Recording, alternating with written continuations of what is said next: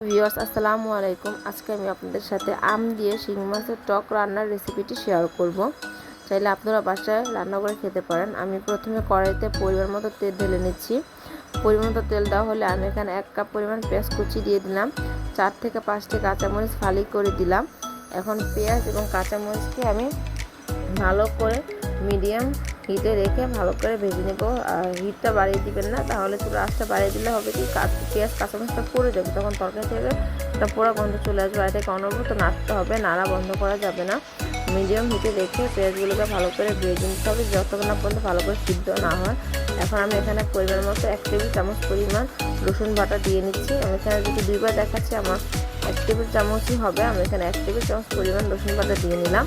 এখন রসুন পাঁচটাকে ভালো করে ভেজে নিতে হবে যাতে রসুন থেকে কোনো কাঁচা গন্ধ না আসে।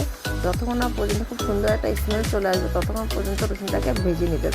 রসুনটাকে ভালো করে ভাজতে হবে যাতে কড়ার তলিতে লেগে না যায়। রসুনটা যখন ভালো করে ভাজা হয়ে যাবে তখন আমি এখানে সামান্য পরিমাণ পানি দিয়ে নিব, তাহলে মশলাটা আমার কড়ার তলিতে লেগে যাবে না। পানি দেওয়ার কারণে মশলাটা খুব সুন্দর থাকবে, খুব সুন্দর একটা স্মেল চলে আসবে। কারণ যখন এটা পুড়ে যাবে তখন এটাতে পোড়া গন্ধ চলে আসবে। এই জন্য আমি এটাকে এখন ভালো করে ভাজা হয়ে গেছে, তার জন্য আমি এখানে পরিমাণ মতো পানি দিয়ে নিচ্ছি। পরিমাণ মতো পানি দেওয়া হলে দিয়ে দিব। আপনাদেরকে পরিমাণটা বলে দিচ্ছি। আমি এখানে প্রথমে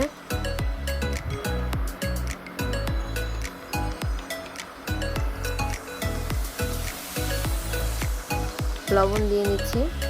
এটা স্বাদ অনুযায়ী দিবেন, পরিমাণ মতো যেরকম খান সেরকম অনুযায়ী আমি এখানে আমার পরিমাণ মতো লবণ দিয়ে নিচ্ছি। পরিমাণ মতো লবণ দেওয়া লাগে। এখানে আমার পরিমাণ মতো হলুদ দিয়ে নিব।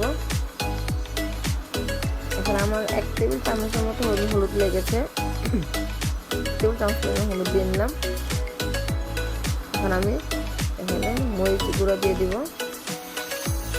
এখন আদা চা চামচ মরিচের ফাঁকি দিয়ে দিচ্ছি। এখন আমার মরিচ আপনারা ঝালের উপর ডিপেন্ড করে, যেরকম ঝাল খান সেই অনুযায়ী ঝাল দিয়ে নেবেন।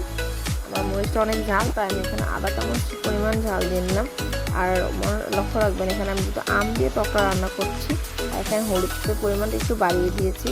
কারণ যখন আমি টক দিয়ে রান্না করব তখন ওই টকটা রান্না করলে তখন কি হলুদের পরিমাণটা কমে যায়, হলুদটা অ্যাবজর্ব করে টকটা। এই জন্য আমি আম দিয়ে যখন রান্না করছি তাই আমি হলুদটা একটু বাড়িয়ে দিচ্ছি। আর যদি আমি আম দিয়ে রান্না না করতাম তাহলে আমি হলুদের পরিমাণটা আরেকটু কমিয়ে দিতাম। যেহেতু এখানে আমি টক রান্না করছি আম দিয়ে, তাই আমি হলুদের পরিমাণটা একটু বেশি দিয়ে নিচ্ছি যাতে কালারটা সুন্দর চলে আসে। এখন আমি কষানোর ভিতরে শিং মাছগুলো দিয়ে দিচ্ছি। আমি এখন এই মশলার ভিতর দিয়ে শিং মাছগুলোকে ভালো করে কষিয়ে নিব। কষানোর ফলে আমার শিং মাছের যে কাঁচা একটা গন্ধ, সেই গন্ধটা চলে যাবে। এখানে আমি চুলার আঁচটা একটু কমিয়ে দিয়ে শিং মাছটাকে 5 মিনিটের জন্য ভালো করে ঢাকনা দিয়ে ঢেকে দিয়ে 5 থেকে 6 মিনিটের জন্য আমি এটাকে ঢেকে দিচ্ছি। 5 মিনিট পর চলে আসবো। 5 মিনিট পর চলে আসলাম। আমার এটাকে ভালো করে কষানো হয়ে গিয়েছে। এখন আমি এখানে পরিমাণ মতো পানি দিয়ে নিচ্ছি। আপনারা যেরকম ঝোল খাবেন সেই অনুযায়ী পানি দিয়ে নেবেন। আমি যেহেতু এখানে টক রান্না করছি তাই আমি ঝোলটা বাড়িয়ে দিলাম। এখন আমি এটাকে একটা বল করার পর আমি কিছু আম টুকরো করে রেখেছি, আমগুলো দিয়ে দিচ্ছি। 15 মিনিটের জন্য ঢেকে দিলাম। 15 মিনিট পর চলে আসলাম। আমার রান্নাটা হয়ে গেছে। যদি ভালো লাগে সবাই লাইক কমেন্ট শেয়ার করে দিবেন।